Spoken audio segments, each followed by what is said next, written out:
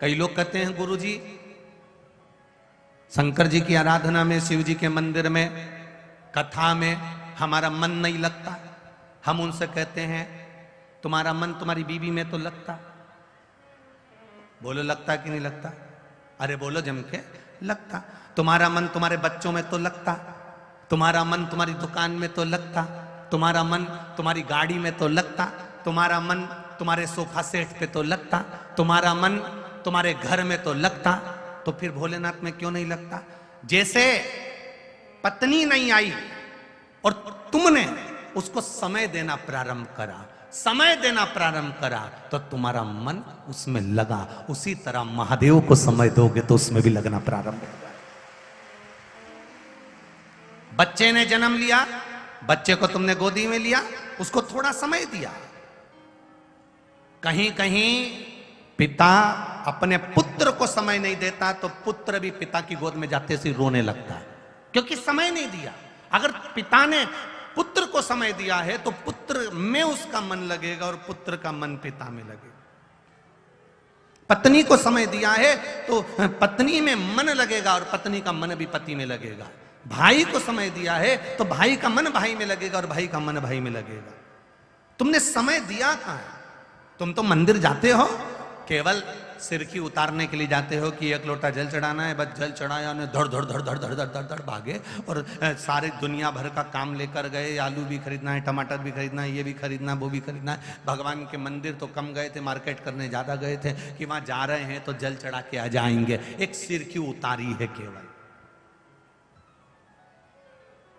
कई लोग तो घर में भी यही करते हैं। क्या कर रहे हो? तो कहा बस पूजन कर रहे हैं। पूजन कर रहे हो? हाँ, क्यों कर रहे हो? हमारे दादाजी करते थे।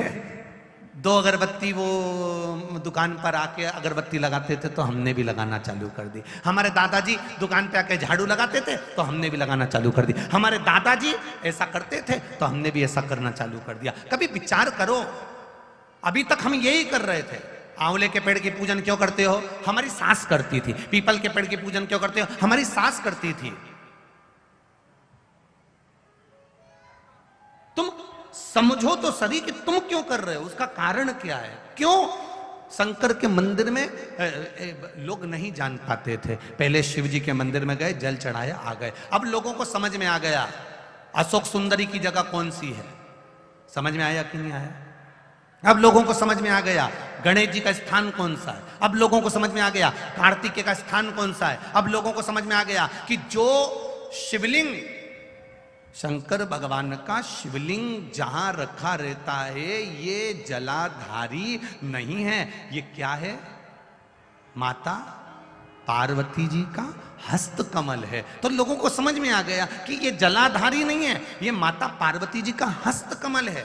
पहले दुनिया के लोग दिया जलता हुआ इसी पे रख देते थे, नारियल इसी पे रख देते थे, सामान इसी पे रख देते थे, कंकु का चोपड़ा इसी पे रख देते थे, फूल की डलिया इसी पे रख देते थे। पर अब लोगों को मालूम पड़ गया कि शंकर जी की पूजन कर रहे हो, जलता हुआ दिया अगर तुमने इस जलाधारी पर रखा या डलिया रखी या कोई सामान तुमने इस पे रखा, यहां तक शास्त्र कहता है कि पशुपति व्रत करने वाली माताएं, भाई, बंधु, बच्चे जो नरियल रखते हैं 5वें व्रत में, वो नरियल भी इस जलाधारी पर नहीं रखाता। अगर जलाधारी पर रखाता है तो हमारा कार्य सफल नहीं होता, उसके सामने नीचे रखाता।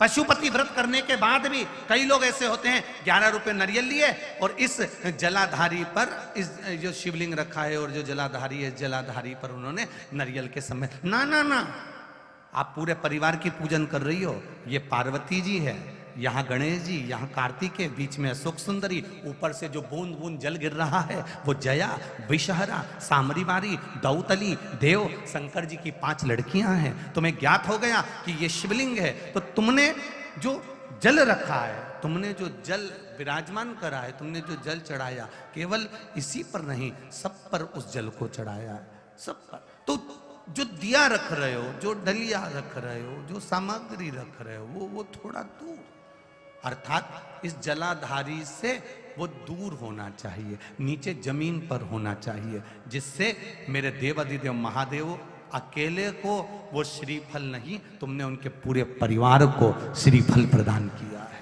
उसमें तुम्हारी चूक है, उसमें तुम्हारी गलती है,